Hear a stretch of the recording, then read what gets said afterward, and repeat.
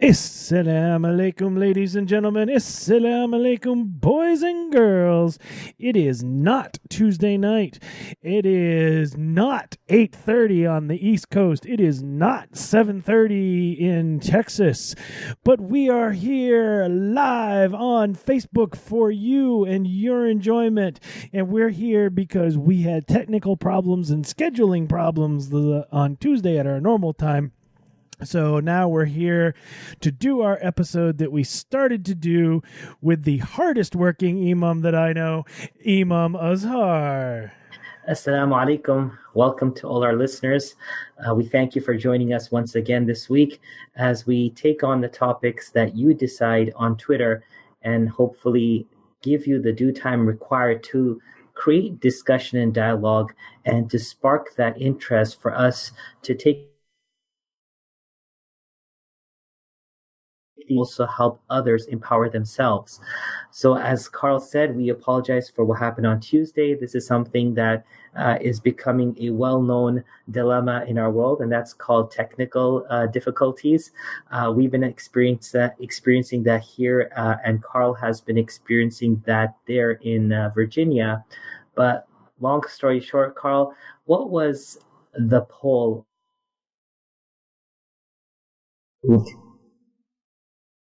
Okay, hold on 1 second. I'm getting it ready. I'm going to throw it up here so we look professional. It says that it's once again this week. It's time to do this week's poll for what the topic on Raw Islam will be for this week's episode. If you would like to take part in this poll, make sure you follow us on Venn Network on Twitter. That's VENN Network. And that's our Twitter address. But the choices were this week, and I've already messed this up. The choices were this week caring for those in need, making donations, and cranberry sauce. Is canned okay? And the audience picked making donations, and the reason that this was on the topic this week was because Tuesday, when we were supposed to be on, was Giving Tuesday. And Giving Tuesday, everybody asks for donations, and we go out and we make lots of donations. I know this year Launch Good was actually matching. So LaunchGood went and they said for the person who makes the most, we'll give them 20,000, and the person who has the most donors, we'll give them 20,000. So Tuesday was Giving Tuesday, and that's what happened, and that's why we talked about giving and making donations. And with that, back to you, sir. Well, thank you for that. And Carl, just to express my inner feelings in regards to what we saw this Giving Tuesday. Personally, I dread Ramadan. The month of Ramadan is a month I dread, not because of the fasting or the night prayers, but because the continuous appeals that happen within those 30 days. You'd be surprised if I'm no longer surprised that in the month of Ramadan, we easily have 20, 25, 30, or if we double up, we can successfully get 40 to 45 different organizations coming around to various communities and mosques asking for donations. Now, of course, they solicit these donations because it's a month of Ramadan, it's a month of giving, it's a month in which people open up their hearts, and of course, they give their zakat, which is a 2.5% compulsory donation, which Muslims give on an annual basis. Now, again, there is nothing wrong with appealing. There's nothing wrong with giving. But Carl, this Giving Tuesday that just passed, it blew my mind because every second Facebook post, every single WhatsApp message that you received, I received from people that I don't get messages from on a daily, weekly basis, was donate towards this cause, donate towards that cause. So What I want to address tonight is, of course, I want to hear your thoughts, the listeners, as to what you feel you experience once you see all these different organizations asking for funds. Is it overwhelming, or is it something that you deem necessary and it doesn't matter how many people ask for money? But beyond that, I want to talk about what's the best way of giving and how we as a people can work constructively. Let's start with number two. No doubt there are many organizations out there. Some are organizations that promote issues and matters which happen. They're of the spur of the moment. Something's happening in Yemen, or there's a tsunami in Indonesia. So people take the opportunity to promote this as a cause that someone should donate towards. It's all great. There are other organizations that are trying to address local issues. Some are addressing issues that many of us don't consider to be an issue. For example, opioid crisis or domestic. But Carl, before I go more deeper into this, that was my experience. That was my feel and take of Giving Tuesday, that it surpassed the entire month of Ramadan of people asking, people talking about doubling up. And Chris, a good dear friend of mine from Launch Good, kudos to him and his team for doing such an amazing job. The fact that they gave out $100,000, that's what they pitched, and they gave it out in those criteria that you had just mentioned. Amazing job to Chris and Launch Good, and may Allah bless them all. But Carl, what do you do when there are so many people asking for money? Do you get overwhelmed, or do you feel that it's fine? They should have the right to ask. So, much like Islam as a whole, everything needs to be done in moderation. And I know this is something that I struggle with, and it's something that I know organizations struggle with, because especially with what I do, just standing on the street corner and shouting repeatedly, "Give me your money, give me your money, give me your money, give me your money." You start to blend in and you sound like everybody else. So the delivery has to change so that you're keeping the attention and everything like that. But yeah, it's real easy to become overwhelmed. It's very easy to become overwhelmed. And, how many, I know it wasn't Giving Tuesday, but Cyber Monday. I saw so many tweets and I saw so many people that were like, if I get one more damn email about what I'm going to save and how much money there is there, he's like, I'm just going to delete everything off my phone, because you get inundated with this stuff. You as an organization or you as a person may think, oh, I'm just sending one email, it's no big deal. But you're not factoring in the other 500 people that have just sent that same email with the same context. So yeah, it's easy to become overwhelmed. And that's a factor, I think, that's a determining factor. If someone feels overwhelmed, the likelihood of them donating, the likelihood of them shopping, like if Macy's sends me 5 emails during the course of Cyber Monday, a few hours left, get this deal. I don't want anything from Macy's. So yes, sometimes I feel I should just spam those emails. And I'm just giving them as an example because I do get a lot of their emails. But of course, Dick's Sport Good and everyone else that's out there, that you go to the store, you purchase someone, they ask you for your email. Your receipt is being printed or your transaction is being completed, you naively put your email in. Next thing you know, every day you're getting an email. Even from my local grocery store, they had Cyber Monday at Kroger's, and I'm like, my Allah, like even they have Cyber Monday. It's like, how much more cheaper do eggs have to be for me to get up in my pajamas and run to the store to grab some more eggs just because it's Cyber Monday? But let me say something in regards to that. I feel, and I'm sure our listeners feel the same, but if you don't or you feel differently, do leave us a comment right now and we'll address it. Number one, I feel that every organization that is coming up has good intentions. They understand the importance of serving humanity. They understand the importance of solving a problem. They realize the importance of helping someone stand back up on their feet, maybe the Haitians after earthquake in Haiti or the Indonesians after tsunami. It's all good stuff. But good thoughts and good ideas aren't always good. And let me explain this. I have a good idea that I want to eliminate poverty from my city. It's a good idea. And my thought is I'm going to go out there and start knocking on everyone's door and saying, do you have extra food tonight that I can go give to someone who may need it? It's a good idea and it's a good thought and it's a good gesture. But does it help? Maybe not. So what I feel is every organization that's coming up, my my opinion is that every single organization should have buy-in by at least 100 people who can be dedicated donors to their cause. Because what we're seeing now is a lot of cost goes into operational expense.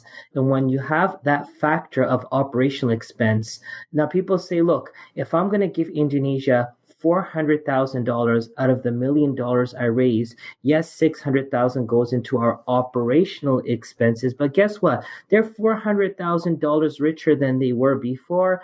I would disagree. Because what you're doing is, yes, you're giving Indonesia $400,000 that they didn't have. Yes, you did, granted. But guess what? You're putting people on a position where $600,000 is covering their costs, their expenses, marketing, strategy, planning, travel, etc., etc., etc.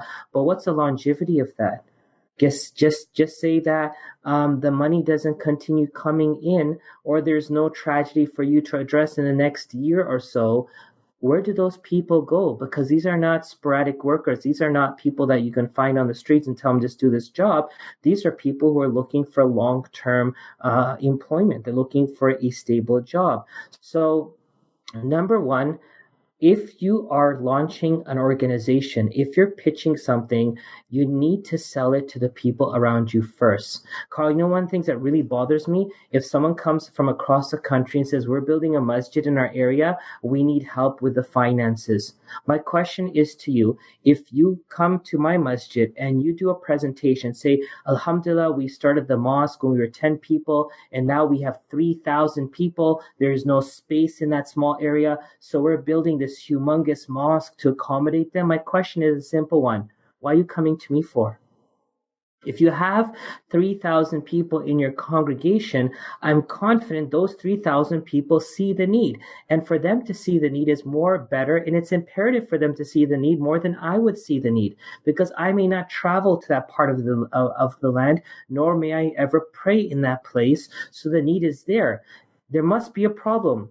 Either there is 300,000 people who can pray, but they're not praying, or there's 3,000 people that can pray, but they're not praying, or there's 3,000 people who want a facility, but not a $4 million facility. So these are really important questions to ask, because we're seeing a rise in organizations, in causes, and it's too much. It really is too much. And the second thing, Carl, before I give it back to you, before I address point number one, was how to give on Giving Tuesday or in Ramadan or at any other time.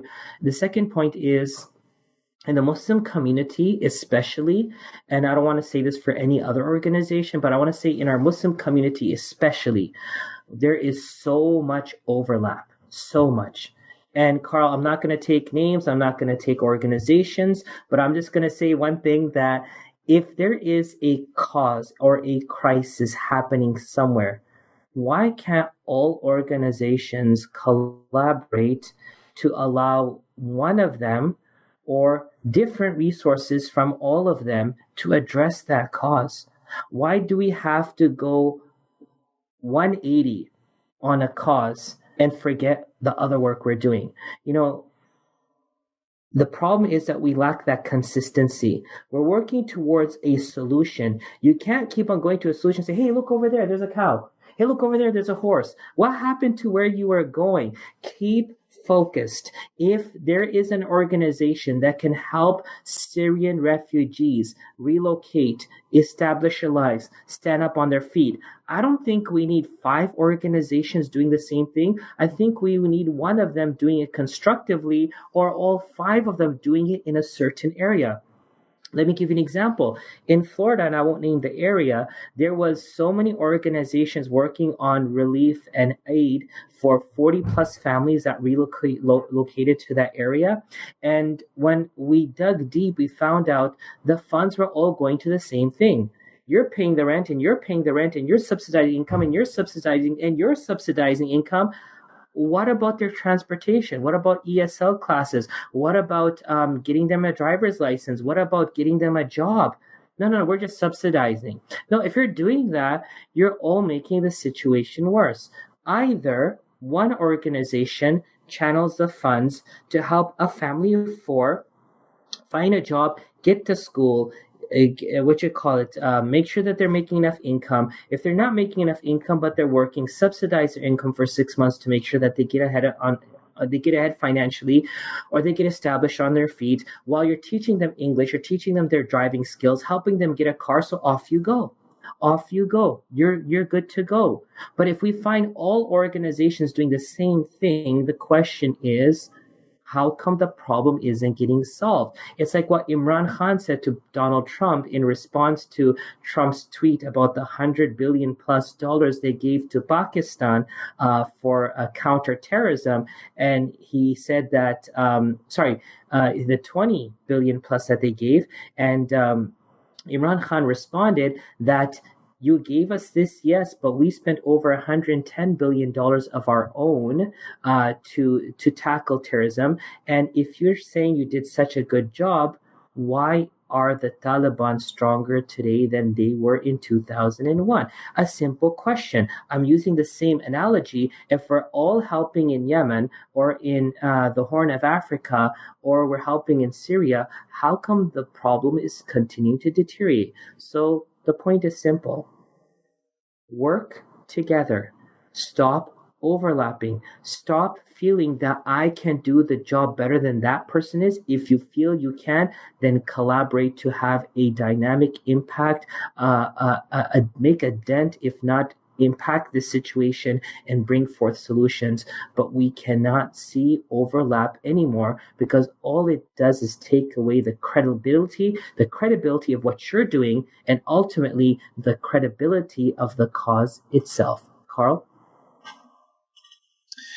So I will add one thing, and then I'm going to throw it back to you because I have a question.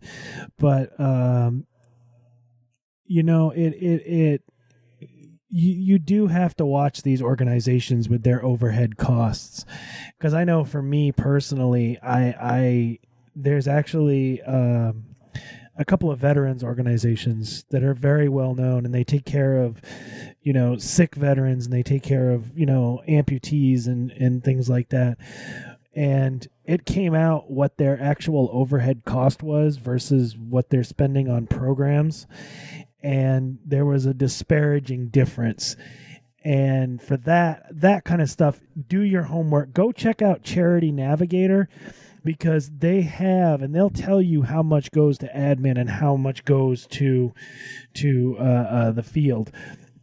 Now, I'm not saying that every organization is like that, and there are overhead costs, and the people that work there do need to get paid. But if 10 cents on the dollar is getting to the field, that's a problem. Now, Imam Azhar, you were saying that there's so many organizations doing relief work, right? Mm-hmm. So what I hear from that is that there is an increase in the need for relief aid and relief emergency, and not just here. I mean, not just overseas for Syrian refugees and things like that, but even here in the United States. What I'm hearing is that the need for that is increasing.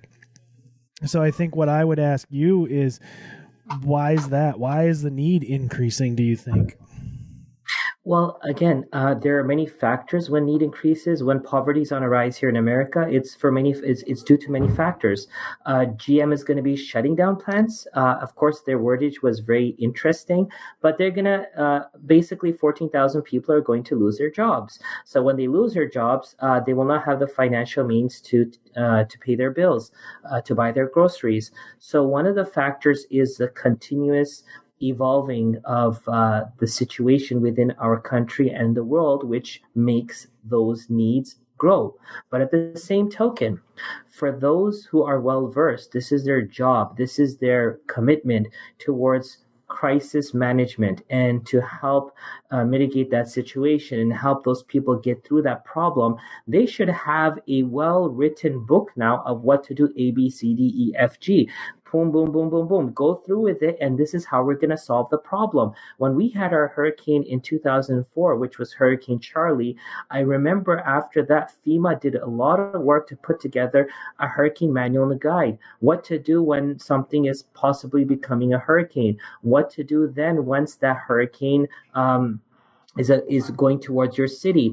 What supplies do you need? How do you fill up your bathtub or tub or pots? Like the whole 9 yards was put together. Why? Because this situation could repeat itself somewhere else, and thus we need to have what we call a plan of action. So when we have these relief organizations that are not putting forth that plan of action, what concerns me is, where is that time really going? Because you can't throw money down like President Bush did with the people in Hurricane Katrina.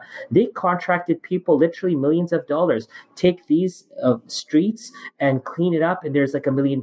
And what would you do is, like, you'd subsidize it, you would kind of outsource it to other people, make them do the dirty job, give them 10,000 each, and you're walking home with a lot of money. This is what the talk of the town was, what happened in Louisiana. So point is, there is a concern when we see a problem only continue to increase while the money is continuing to flood in, and it too is increasing. It's not like the money or the resources are declining, rather they're increasing. So where is the problem, and how come we're not solving it? That's a point I think we need to discuss. Before we get to the question, Carl, I want to address point number one. How do you give at these times? My humble suggestion is the following. Just say you're willing to give $200 on Giving Tuesday or during Ramadan to an organization that you love. This is how I suggest you should do it. Take 100 of that sum and give it to the organization that you love, you're committed to, or you're a part of. And I hope that that organization is local, where you can see its impact, you can see the growth, you can see the change, and you could be a part of it, because charity starts at home, Carl. And we have to really fix situations here. I'm not saying people overseas are not in need. There are many crises happening that we need to address also, but there is a long haul looming crisis here at home that needs to be addressed also. As for the remaining $100, for all the other organizations that come that you feel they're doing a good job, give $10 to each of them. So you can now end up giving to 11 organizations, one to the one that you believe in, and 10 more to the one that you feel are doing a good job. So this is my advice when it comes to Giving Tuesday and every other organization that continues to ask for funds. And what's sad, Carl, there are certain organizations that they do a good job, they post about it, and then they say, give us money now. Well, you ask money before you did the job, then you ask money after you did the job. Like, what? How much more money do you need? I think we need to leave for a later time the discussion of how come we cannot manage our funds and become self-sufficient. That's a discussion for another day. But please, remember, if you're an organization that's constantly begging for money, and I'm going to use the word begging for money, you're losing your credibility. Back to you, Carl. I know you have some place to be right now. So on that note, we will close this episode. And I want to thank everybody for tuning in. I want to thank everybody for watching. I want to thank you, everybody, for downloading this and watching it on YouTube later if you're joining us after we've been live. Head over to vennetwork.org to see the rest of our shows and to see more content, blog posts, videos, and other podcasts.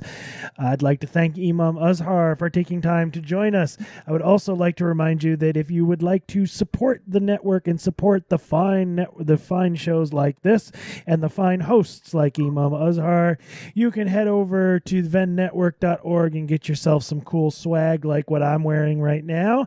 And you can also support us on Patreon for a myriad of different goals. And that brings me to the end of my sales pitch. So until next week, ladies and gentlemen, boys and girls, we will say, Assalamu alaikum. Assalamu alaikum.